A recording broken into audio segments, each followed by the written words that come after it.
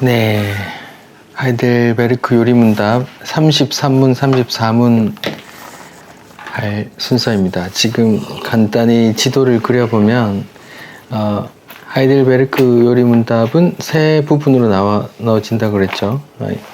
인간의 죄와 비참함에 대해서 이야기를 하고, 그 다음에 두 번째 파트는 구원에 대해서 얘기를 하고, 세 번째 파트는 구원받은 자의 감사하는 생활에 대해서 이야기를 하는데, 지금 저희가 하고 있는 부분은 두 번째 부분, 크게 구원에 관한 부분인데, 믿음의 내용이 무엇인가라는 부분에서 이제 하이델베르크 요리문답은 믿음의 내용을 사도신경으로 가름해요. 앞전에는 이제 전능하사 천지를 만드신 하나님 아버지를 내가 믿사오며를 했고, 이제 지금은 두 번째 그리스도에 대해서 하고 있는 거예요.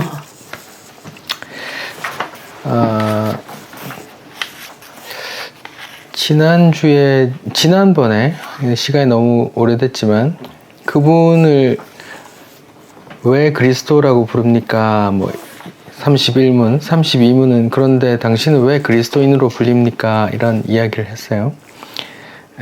그리스도라는 말은 기름 부음 받은 자라는 말이고, 그 구약에서 계속 기름 붓던 그런 사람들이 등장했는데, 제사장, 선지자, 왕 이런 사람들이 기름 부으면서 그런 역할을 수행했는데, 근데 또 우리를 보고, 예수 믿는 사람인 우리를 보고, 성도를 보고 그리스도인이라고 하는데, 그리스도인이라고 하는 거는 마찬가지로 그리스도께 속한 자다 이런 뜻도 있지만, 기름 부음 받은 자라는 뜻도 있어요. 그 기름은 말하자면 성령을 상징하는 거고, 성령 받은 자들이다 이 말이에요.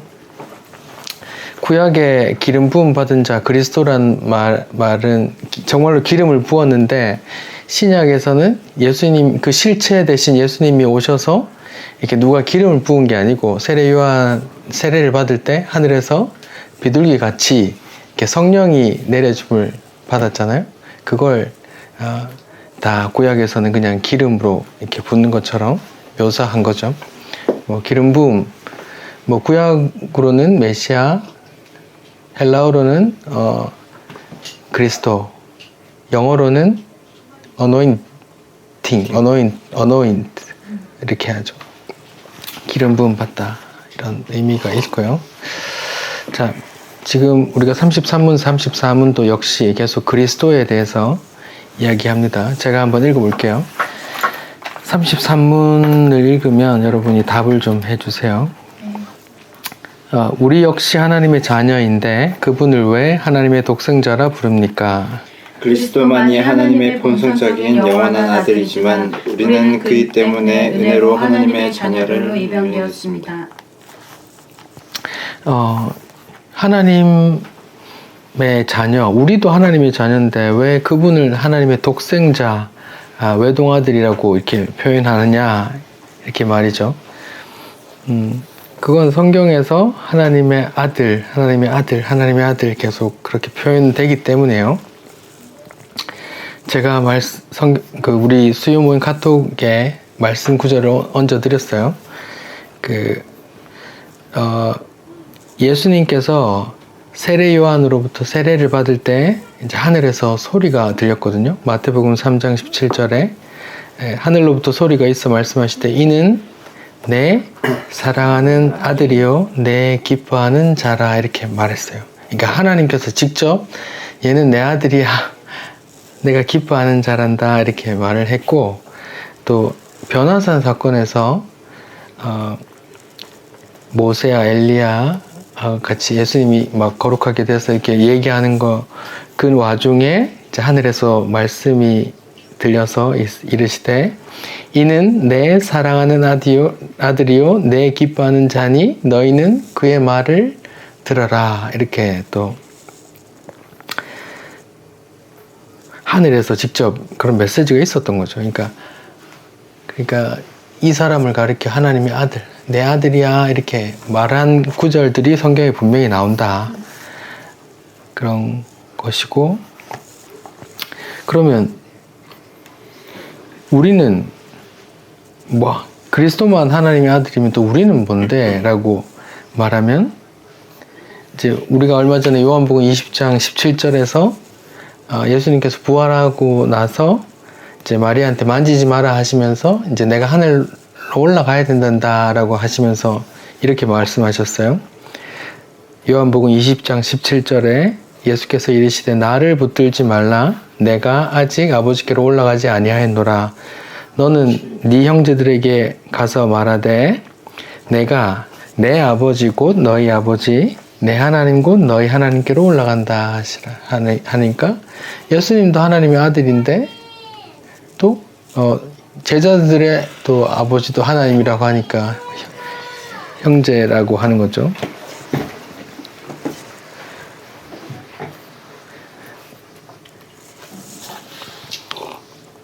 그리고 로마서 8장 14절에 무릇 하나님의 영으로 인도함을 받은 사람은 곧 하나님의 아들이라. 너희는 다시 무서워하는 두려워하는 이 단어요.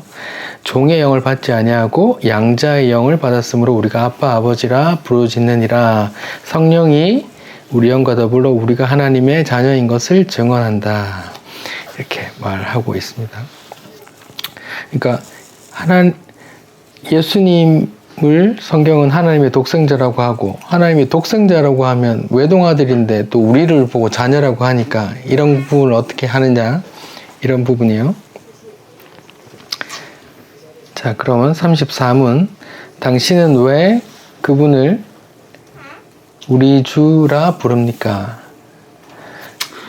그는 우리를 몸과 영혼과 함께 죄와 마귀의 권세에서 구속하시되 금과 은으로 하지 않고 그의 귀중한 피로 자기의 소유가 되도록 구속하시고 사셨기 때문입니다. 다시요.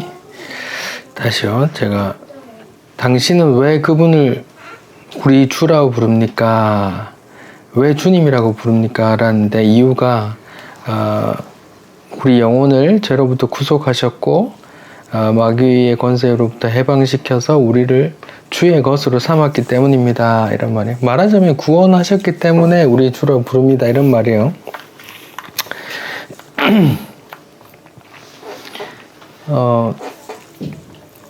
성경에서 이렇게 구속하다 이런 말을 많이 쓰거든요. 근데 형사소송법상에 구속하다 이런 말이 있어요. 또 한국말은 똑같으니까 이게 헷갈리는 거예요. 형사소송법상에 누가 구속됐다고 하면 한자가 잡을 구, 묶을 속이요. 그러니까 잡아서 묶는다, 구속됐다 이런 말을 하거든요. 경찰서 유치장에 이렇게 감금하는 걸 구속했다고 하는데 예수님의 구속은 그 한자가 달라요. 구원할 구, 건질 구, 속죄할 속, 바칠 속이에요. 그러니까 건져서 구원한다, 속죄한다 이런 뜻이거든요. 구속이라는 뜻이. 속죄라는 말 자체가 무엇으로 죄값을 치른다.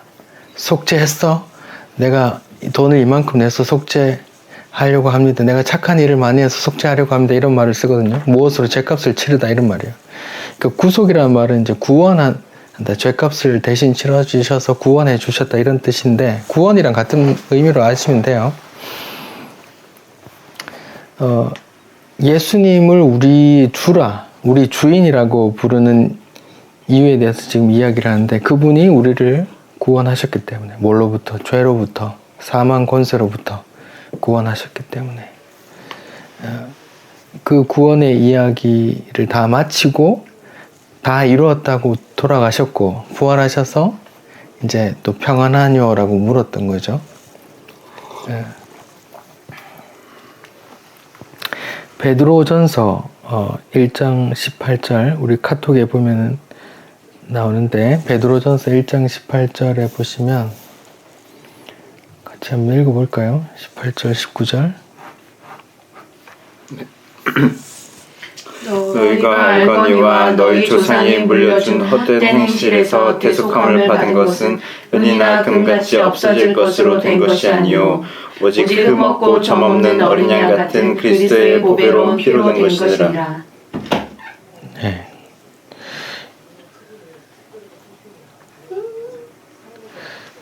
예수님, 우리가 구원받은 것은 금이나 은같이 없어질 것으로 된 것이 아니고 오직 흠없고 점없는 어린 양 같은 그리스도의 보배로운 피로 구원받았다 이런 말이요. 그러니까 예수님의 피로 우리가 구원받았다라는 이야기를 하는 거예요.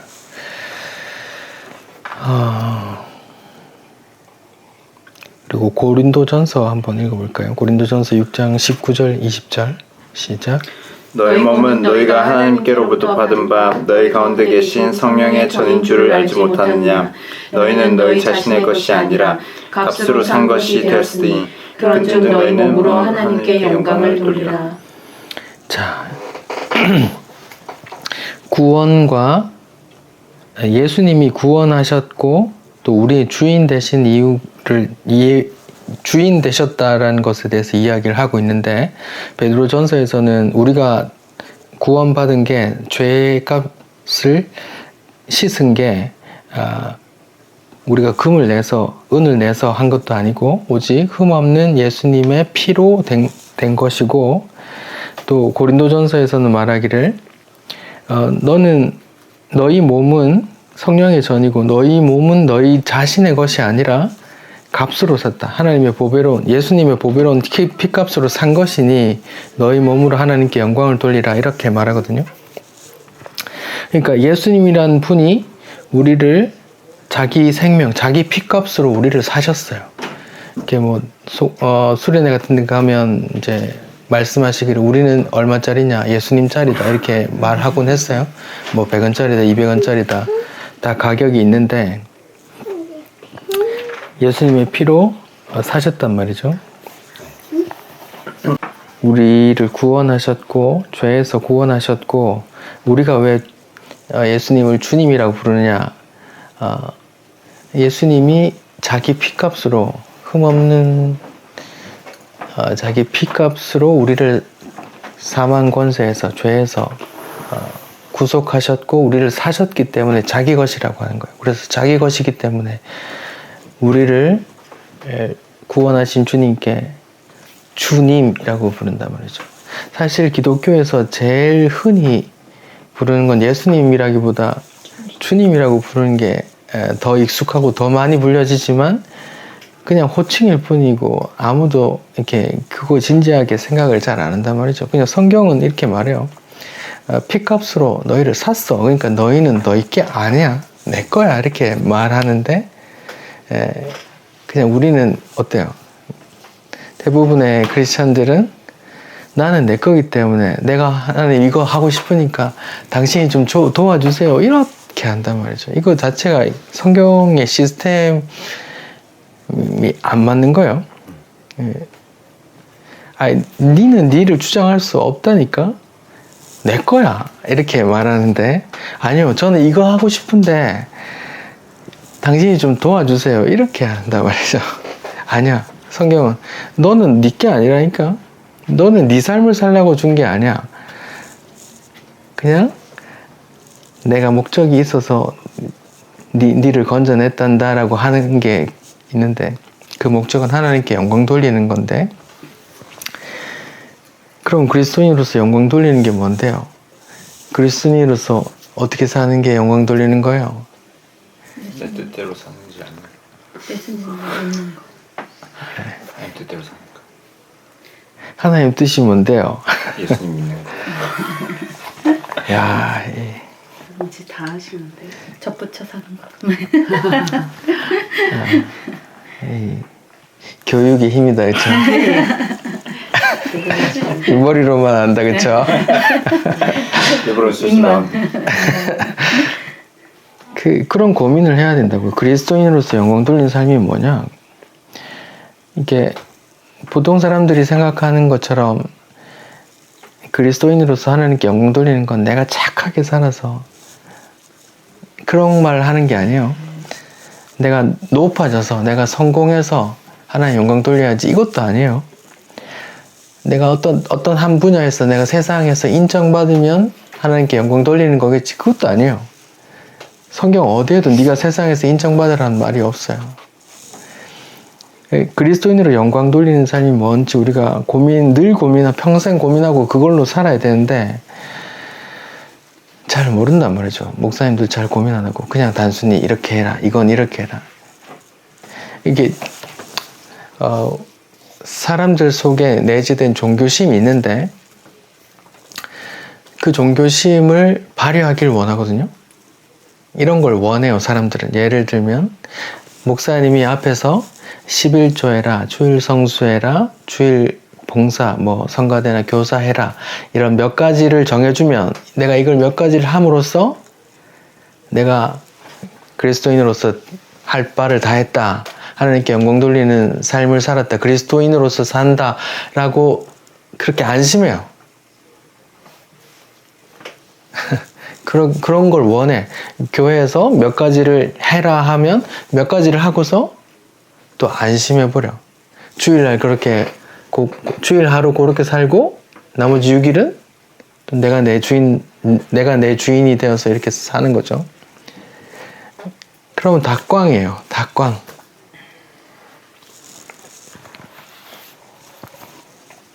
로마서 12장에는 아주 중요한 말이 나오는데 영적 예배라는 말이 나오죠. 제가 읽어볼게요. 그러므로 형제들아, 내가 하나님의 모든 자비하심으로 권하노니 너희 몸이란 나와요. 너희 몸을 하나님이 기뻐하는 거룩한 산제물로 드리라. 이는 너희가 드릴 영적 예배니라. 그러면 몸을 어떻게 드리는 게 뭘까요? 드리는 게 어떻게 살아야 되니 설명이 없어.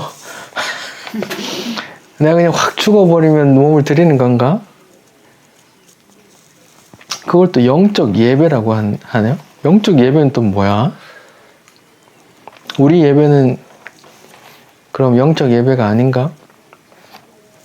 또 2절에는 너희는 이 세대를 본받지 말고 오직 마음을 새롭게 함으로 변화를 받아 하나님의 선하시고 기뻐하시고 온전하신 뜻이, 그러니까 하나님의 뜻이 뭔지 분별해라, 이렇게 말해요. 온통 고민해야 될 말들이에요. 제가 주일날 말씀드렸죠. 영에 반대되는 육이라는 존재를 창세기 6장에서 어떤 존재를 육이 되었다고 그랬죠?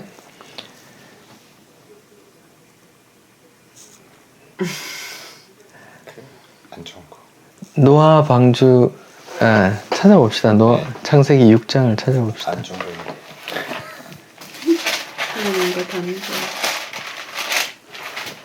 창세기 6장에 하나님께서 물로 세상을 심판하려고 하는 배경이 나오는데 창세기 6장에 보면은 하나님의 아들들이 사람의 딸들을 자기 좋은 대로 취한다고 했어요. 그러니까 자기 마음대로 사는 거죠. 자기 마음대로 하니까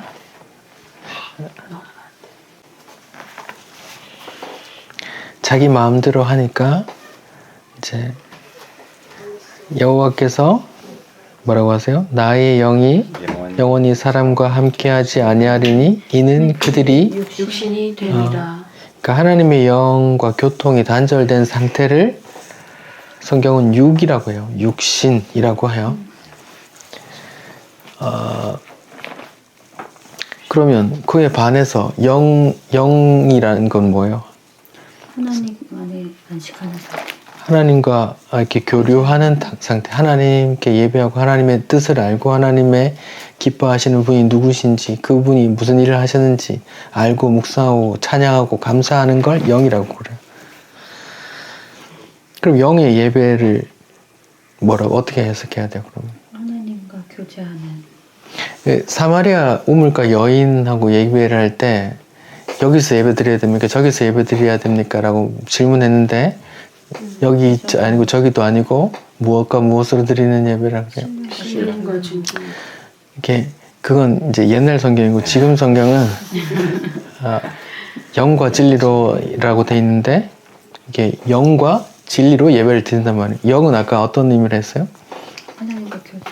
예, 하나님의 영을 받아 하나님과 교류하는 그런 상태를 영이라고 하고 진리는 누구세요? 예수님. 예수님이죠. 예수님이 하신 일, 예수님이 이루신 하나님의 뜻을 묵상하고 내가 알고 찬송하는 걸 영과 진리로 드리는 예배라고 하는 거예요.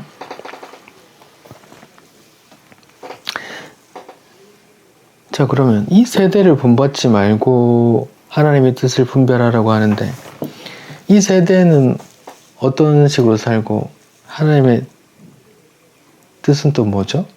세대는 자기 속에 옳은 대로. 예. 그러니까, 예. 그러니까 아까 말한 영과 육으로 나누면 육신의 상태죠. 다 하나님에 대한 의식 없이 자기가 신이 되어 자기 뜻을 이루려고 살아가는, 자기 뜻을 이루고 자기 행복을 추구하는 그런 상태잖아요. 네. 그런데 안타깝게도 교회들이 그렇게 개인의 행복이 예수 그리스도로부터 시작된다라고 이렇게 막 그렇게 설교하고 현수막 붙인단 말이에요. 개인이 하고 싶은 걸 다 이루어서 평안하고 행복한 상태가 예수 그리스도가 주는 게 절대로 아닌데, 그렇게 설교하시는 단체들은 교회가 아닐 수 있어요.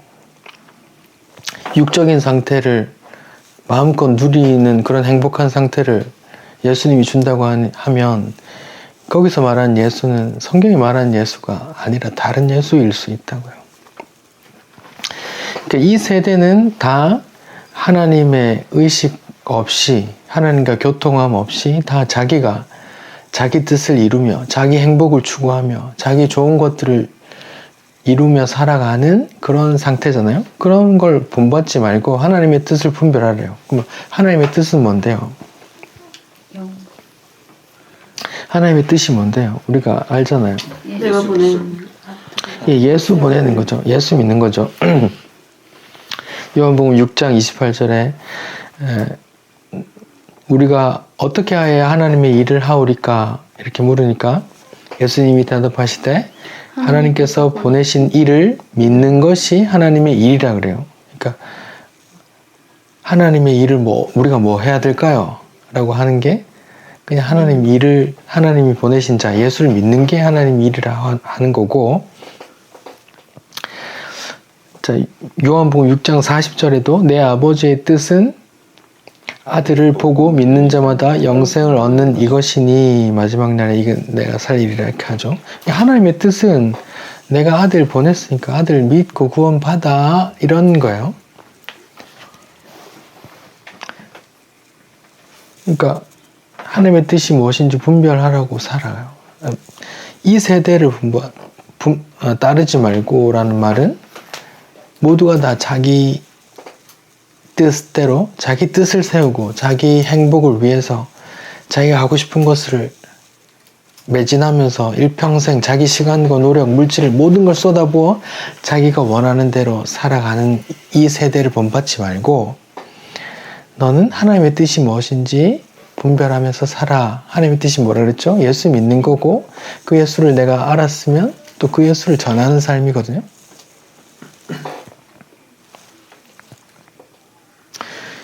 이게 복음인데 이게 성경이 말하는 거예요. 그러면 크리스찬들 입장에서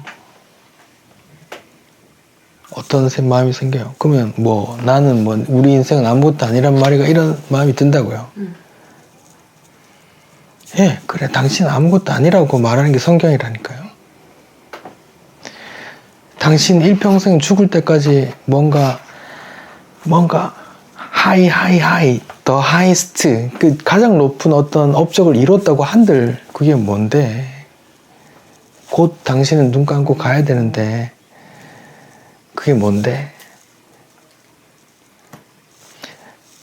네 뜻을 그렇게 이루고 네 업적을 세우고 가라고 준 인생이 아니라니까?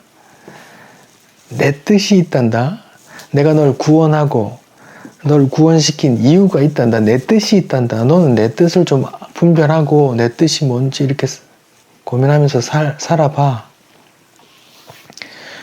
그럼 또 이렇게 반문하겠죠. 그럼 아무것도 안 하고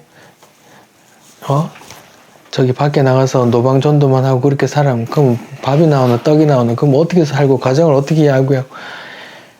그렇게 그 생계 활동을 하지 말라고 한 게 아니에요. 생계 활동은 생계 활동에만 하면 돼요. 근데 거기에 우리 보통 사람은 어때요? 생계에 몰입하죠. 만족 안 하잖아요. 그리고 더 업해서 막 더 해서 막 올인하잖아요. 그렇게 하지 말라는 말이에요. 그냥 성경이 말하는 바는 이 땅에서 우리가 잘 먹고 잘 살려고 사는 게 아니야. 먹을 게 있고 입을 게 있으면 만족해. 다만 네 삶의 네 인생의 주가 그렇게 먹고 사는 거, 부를 쌓는 거, 재물을 쌓아두는 것에 있는 게 아니라니까. 하나님의 뜻, 성경이 말하는 하나님의 뜻은 내 업적을, 내 뜻을 좀 너희가 알아먹고 너희가 좀 전해다오. 이런 말이거든요.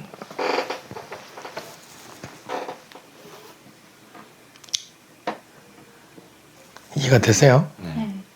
이해는 되지만 그렇죠. 그러니까 온전히 받아들여지지 않죠. 왜냐하면 온 세대가 뭐라고 살아요? 그렇게 살면 안 돼라고 말하잖아요. 네 꿈을 크게 갖고 그 꿈을 이루어 나가라고 하잖아요. 아니요, 그렇게 큰 뜻이 아니라도 큰 뜻이 아니고 그런 게 아니라도 이렇게 안 살고 싶은 거죠. 그렇게 말하기도 하고 또 나도 그렇게 살고 싶고 그렇죠. 이렇게 살고 싶잖아요. 근데 성경은 말하자면 그러니까 그런 게 우리 안에 있단 말이죠. 그런 상태가 유기의 상태거든요. 내가 아직 안 죽었고 내가 내 신이 되어서 선악과 다먹은 자로서 하나님이 되어서 내 뜻대로 살고 싶은 그런 게 있단 말이죠. 그래서 성령께서 오셔서 그거를 이렇게 굴복시켜 나가요. 성령께서 우리 안에 들어오셔서 이렇게 가나안 땅을 점령해 나가는 이야기가 우리 성도의 인생이거든요. 결국은 점령이 돼요, 다 죽을 때. 그러면 무작정 기다려야 되는 걸까요? 우리 인생이 그 성령이 우리를 다 지배하는 때까지 기다리는 거예요. 그리고 그동안 그 기다리는 과정이 막 사는 게 막 살아도 상관없다는 게 될까요? 아니 이건 그냥 단순한 질문인 거죠. 그러니까 막 살 수 없다고 나와요. 막 살 수 없다고는 나오지만 뭐 남들이 보기에는 뭐 사는 게 다 다른데 어떤 사람 기준에서는 막 사는 거 어떤 사람 기준에서는 그렇게 보일 수 있죠. 네. 그렇게 보일 수 있죠. 완전히 무너진 삶을 살 수 있어요. 완전히 무너져서 바닥을 박박 기는 그런 시간 속에서 하나님께서 굴복을 받아내실 수 있는 거죠. 이게 그럴 수도 있는데 그런 게 다 일반적이진 않은 거고. 사람마다 다 다른. 그러니까 우리 인생은 복음을 받아들인 순간부터 그 가나안 땅이 점령되는 것처럼 우리 인생에 성령께서 주님께서 내 나라는 존재의 주인이 되어가는 그런 전쟁터가 되는 거예요. 그래서 그걸 또 성령의 전이 되어가는 줄 모르느냐 이렇게 말하는 거죠. 그래서 그걸 순복해 가세요. 그러니까 성령이 칼을 들고 이렇게 계속 싸워 가시는 거죠. 그러니까 복음을 말씀 앞에 다가가면 다가갈수록 인생이 다른 사람이 보기에 인생이 재미없는 삶을 살게 되는 거죠. 네, 그러니까 아직 점령당한 게 적다면 그때 마음껏 그때 마음껏 누리세요. 곧 이렇게 점령해 가실 거면. 그러니까 근데 이제 우리 종교심은 뭘 말해요? 이런 걸 원한다고요. 목사님이 교회에서 이거 하라 그랬어. 11조 하라 그랬어. 주일 성수 하라 그랬어. 그리고 손해보라 그랬어. 또 뭐 봉사하라 그랬어. 하라 그런 거 하면 나는 이제 영적 예배로 다 드렸으니까 내 마음대로 살아도 된다. 이렇게. 오히려 그게 쉬운 것 같아요. 그 쉽다니까요. 그러면서 안정감을 누리려고 그래요. 다 그러고 있어요. 교회들이. 그거 하면 나는 이제 자유로워 하면서 이렇게 그런 동기를 부여받아요. 이렇게 자유로워지는 그 동기부여. 내가 요거 했으니까. 이런 거. 아니요. 하나님, 성경이 말하는 바는 네 전체 인생을 나한테 내놔. 이렇게 말해요. 또 반대로 그런 것도 있어요. 그건 이제 하라 하지 말라 어떤 율법에 대한 거면 반대로 복음을 안 알고 나서는 이 복음을 알았으니까 하는 맞아요. 안도 그것도 맞죠. 네. 그것도 마찬가지예요. 이거랑 이거도 똑같은 거예요. 네, 똑같은 거예요. 네. 죄인이 다 자기 유리한 쪽으로 해석해버리는 거죠. 다 똑같은 거예요. 뭐 이렇게 이거 자유하니까 이건 아무것도 아니잖아 하면서 술, 담배 막 이렇게 막 일부러 망가지는 사람도 마찬가지고 자유주의를 빠지는 것도 마찬가지고 오히려 그 반대로 이건 하면 안 돼, 이건 하면 안 돼, 이건 하면 안 돼 이렇게 금욕주의로 하는 것도 마찬가지고 같은 마음인데 이런 모습으로 나오는 거란 말이에요. 다 똑같은 거예요. 근데 이렇게 자유주의도 하나님께 굴복당해야 되고 내가 애써서 금욕해서 막 송곳으로 허벅지를 찔러가면서 금욕해야지 하면서도 그런 자아도 성령님께 굴복당해야 된다니까요. 그런 게 아무 의미 없음을 알아야 돼요. 그리고 내 인생 전체가 하나님 거구나 하고 찬송이 나와야 되는데 보통 사람은 내가 말기 암으로 내가 하루 이틀밖에 안 남았다라고 숨이 이렇게 넘어갈 때쯤 되면 내 인생의 미약함을 깨닫고 그러면서 아이고 하나님께서 큰일을 하셨구나 하면서 할렐루야 하면서 그럴 수 있어요. 근데 우리가 젊은 사람으로서 나가면 뭐든지 누릴 수 있는 그런 상황이라면 그게 안 돼요. 잘. 인간의 미약함을 잠시 있거든요.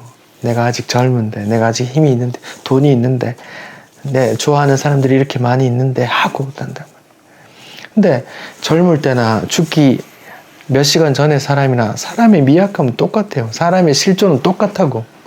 근데 죽기 직전에는 더 실감하게 돼요.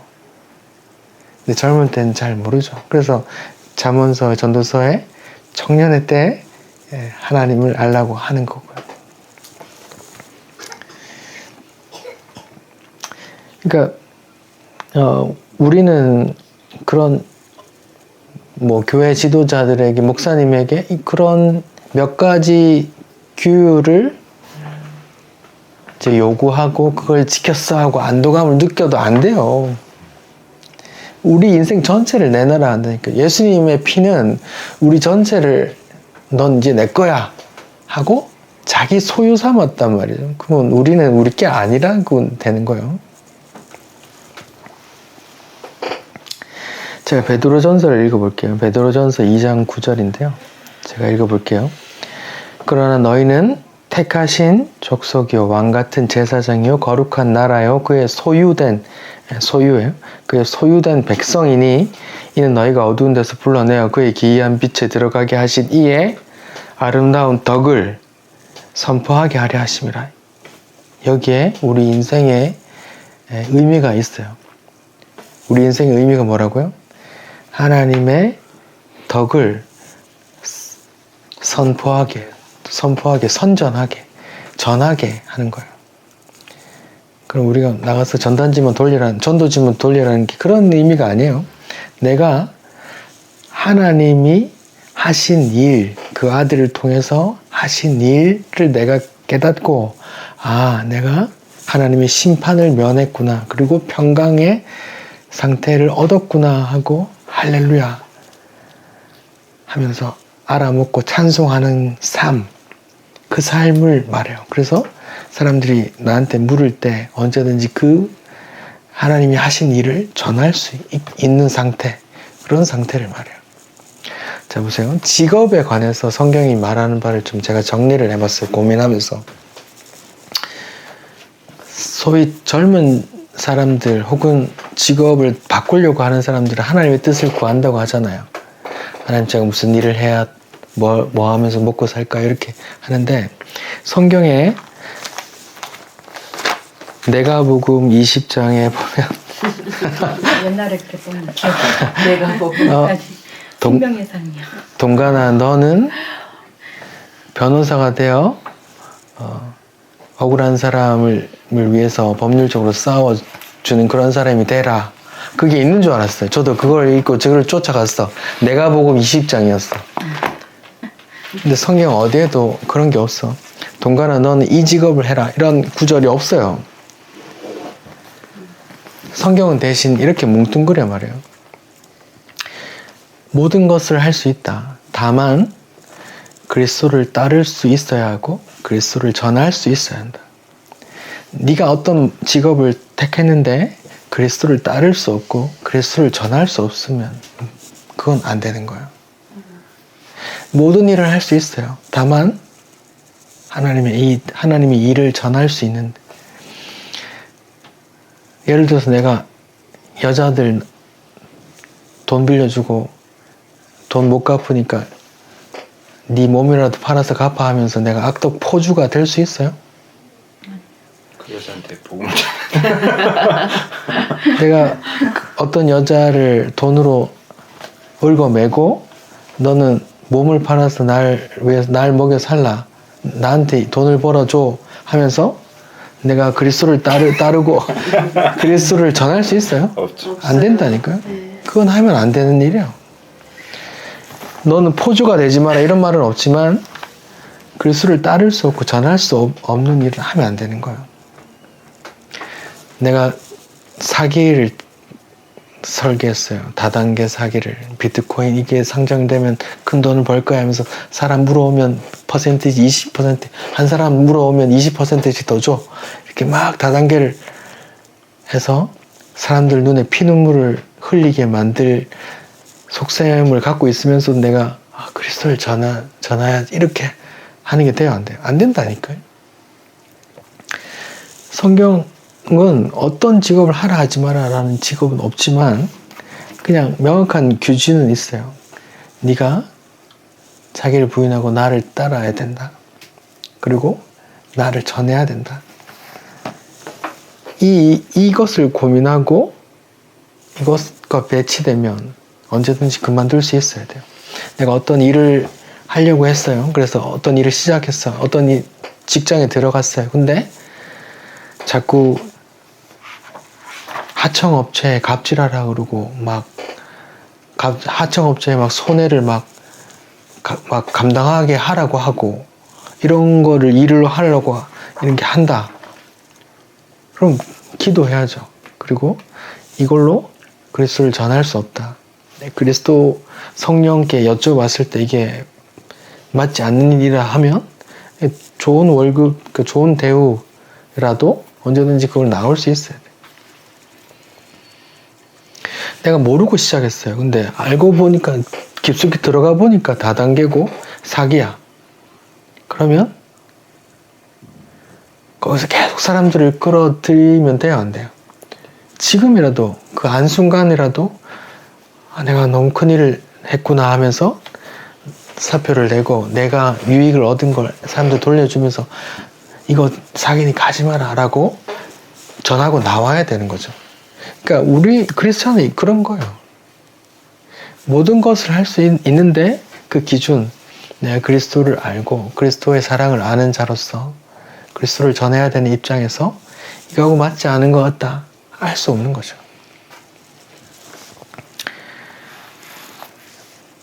그런 기준이 있는 거예요. 그러니까 저도 직업에 대해서 고민을 많이 해봤어요. 그래서 성경에 무슨 직업을 해라, 무슨 직업을 해라 이런 게 구절에 아무 찾아도 없는 거예요. 근데 많은 청년들은 내가 뭘 할까요? 택시 기사를 할까요? 대리 기사를 할까요? 사도행전 29장에 있어요. 그렇게 고민하고 있단 말이죠. 그게 안타까워서 저도 성경을 계속 봤죠. 그러니까 이런 기준밖에 없는 거예요. 그래서 그런 걸 성도는 고민해야 되는 거죠. 우리 인생의 의미는 내가 지대한 업적을 세우는 것도 아니고 내가 내 자식 때까지 먹고 살 만한 어떤 부를 쌓아놓고 죽는 것도 아니에요. 우리 인생의 의미는 이거예요. 베드로전서 2장 9절처럼 하나님의 아름다운 덕을 선포하게. 하나님의 아름다운 덕이 뭔데요? 하나님이 아들을 보내어 자기 백성을 구원하셨다. 그걸 전하는 거기에 의미가 있는 거예요. 우리 성도의 이 땅에서 의미는 다른 건 없어요.